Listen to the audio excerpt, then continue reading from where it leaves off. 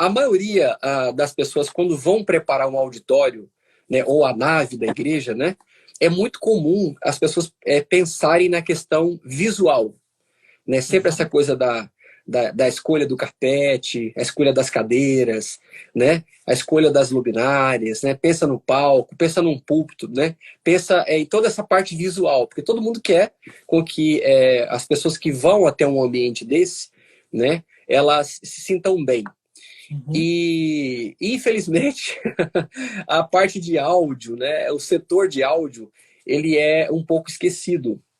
Então, por que ele é esquecido, né? Porque, às vezes, e na maioria dos casos, as pessoas que vão investir nisso não têm conhecimento da área. Né? Porque é diferente. Quando você tem um engenheiro de áudio, ou então quando você tem, por exemplo, a pessoa que é responsável pela parte técnica da igreja, e ele já tem um conhecimento a fundo disso, ele entende da parte de áudio, ele não sai comprando equipamentos de forma alguma. Pelo contrário, ele vai analisar primeiro o que ele tem de espaço, qual o tamanho do meu espaço, né? Pé direito, né? Como é que é o espaço? O chão é de madeira? O chão é de carpete? Né? Porque aí você tem a questão acústica.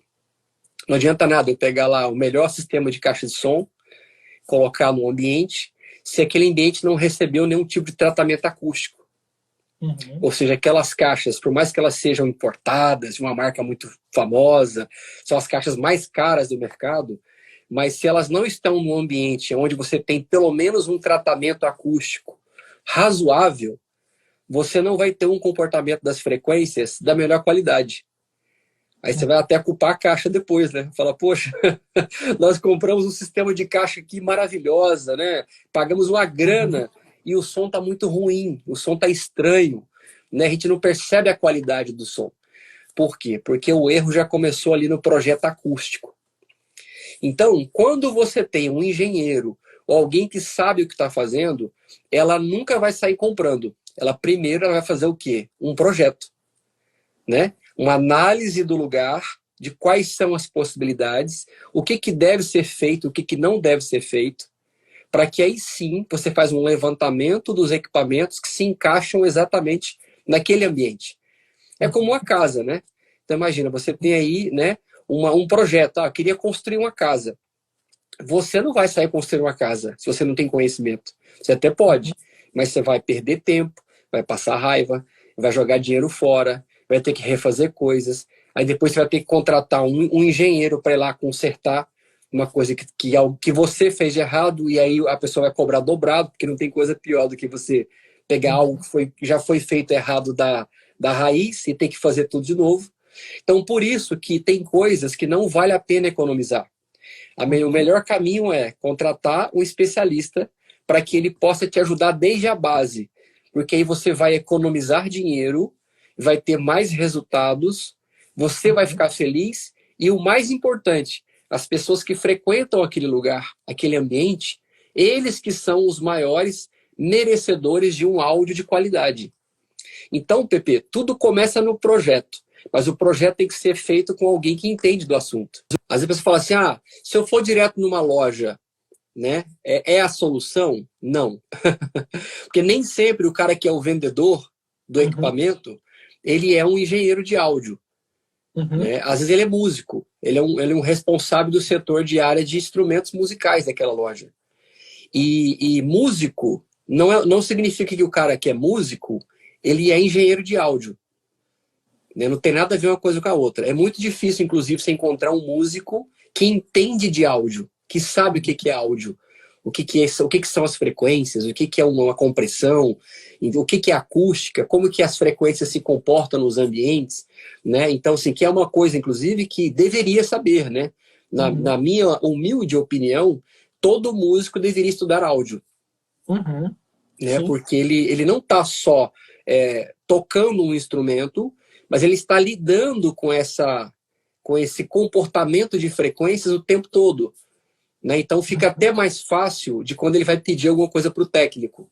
Né? Quando ele fala, poxa, tem como você colocar um pouquinho mais de agudo ou tirar um pouco mais de agudo?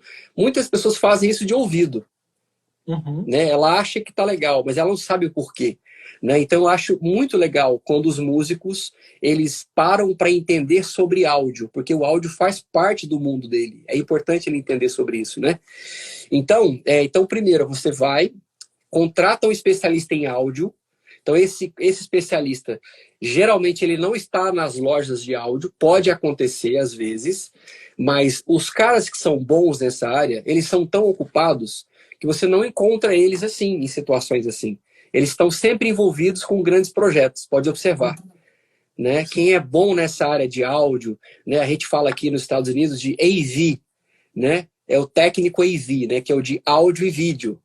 Né? Que Uhum. já não é mais áudio, hoje em dia tem que entender de áudio e vídeo, né? Nós Ainda temos botava hoje um essa L de luz ainda, áudio, vídeo e luz. AVL, né? Uhum. Áudio, vídeo e luz, né? Então hoje o mercado já exige da gente esse conhecimento, né? Esse domínio dessas áreas. Então, esses especialistas, eles estão sempre ocupados com grandes projetos. Por quê? É muito raro encontrar técnicos que realmente têm experiência, que têm bagagem. E são esses que devem ser contratados, porque com eles você vai economizar. Tem Uhum. pessoas que acham que não vou contratar porque vai ser um cara que vai cobrar muito caro. Então, de repente, só na contratação dele, eu compraria alguma coisa com o dinheiro da contratação.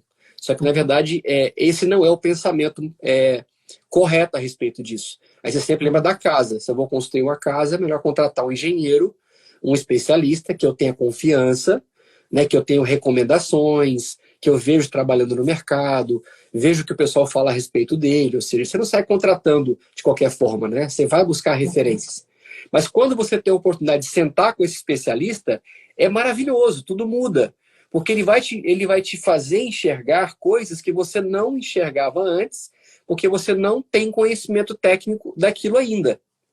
Né? Então você vai, inclusive, amadurecer junto com esse profissional. Né? Aí ele Uhum. vai fazer algumas medidas, né, naquele lugar, ele vai te perguntar como é que vai ser o seu palco, né? Como é que são as paredes, né? Falar, as paredes são lisas. Bom, se você tem um ambiente todo liso, né, naturalmente você vai ter uma reflexão, uma reverberação muito grande no ambiente. Então é importante fazer um tratamento acústico. Agora, qual o produto que a gente vai utilizar? A gente vai trabalhar com o quê? Com painéis de madeira com tecido? Vamos trabalhar com Uhum. espuma no teto? Como é que vai ser? O chão, o que é o chão? É de madeira? Então, tudo tem um porquê. Né? Não é realmente simplesmente ir lá comprar uma X32 da Behringer ou qualquer mesa famosa do mercado, colocar lá, pegar os microfones da Shure ou da Sennheiser. Não é por aí. Você pode estar jogando dinheiro fora. Às vezes não é necessário isso, né? E aí você consegue, né, fazer um projeto maduro, uma coisa bem feita, uma coisa que possa realmente trazer para as pessoas ali um som agradável, saudável. Não tem coisa pior do que você estar numa igreja, num culto ou numa palestra e ter ruído de fundo. Sabe aquele Uhum. cabo com mau contato? Né? Microfonia, se quer uma coisa pior do que microfonia. Daí a gente vê muito aqui, por exemplo, nas igrejas americanas, você não ouve microfonia. Não existe microfonia. Né? Por que não existe microfonia e tudo funciona perfeitamente? Né? Além dos horários funcionarem muito bem, né? Os horários de começar as coisas, e de tudo funcionar perfeito, porque existem profissionais que estão trabalhando por trás disso aí. Pessoas que são pagas para isso. Né? Então, quando você tem especialistas trabalhando e atuando, os resultados são surpreendentes.